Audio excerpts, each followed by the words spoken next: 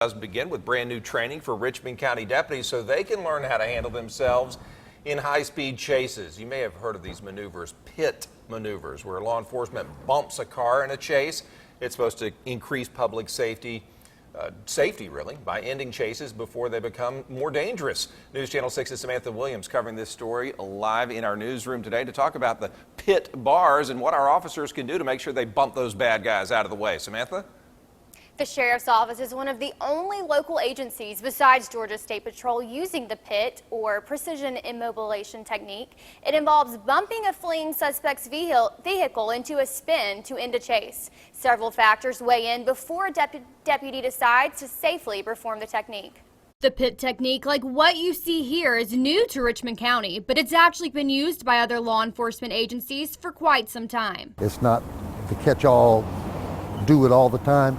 As far as our policy goes, it's kind of a last resort thing. We try and use other techniques such as stop sticks. 6 Richmond County Sheriff deputies received P.I.T. training at the Georgia Public Safety Center in Forsyth. Corporal Russell Schaefer, a Sheriff's Office veteran of nearly 20 years, says 90% of the training was spent in a car.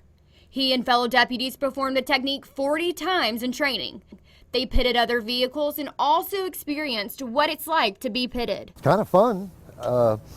Being spun around a few times, you kind of get a little dizzy towards the end of the day, but it was a very good class, and believe it or not, it actually, I think, makes you more confident of your driving skills. P.I.T. bars were recently installed on the 6 police cars.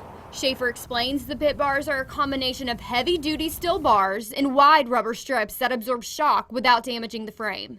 Schaefer says he and his team will only pit a fleeing suspect for serious felonies, such as armed robbery or drinking while driving. We don't pit vehicles towing trailers, motorcycles, things like that. Some vehicles that are larger, obviously I can't pit a tractor trailer with a Dodge Charger. He says fortunately he and his team have not had to perform the maneuver yet. We have to have a good reason to pit the car, and the deputy that performs the pit takes the responsibility for the pit.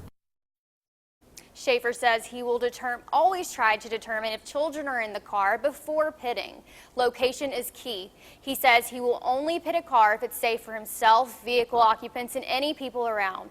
The technique requires a lot of practice and responsibility, and its purpose is to make the CSRA's roadways a safer place to travel. Back to you, Kim.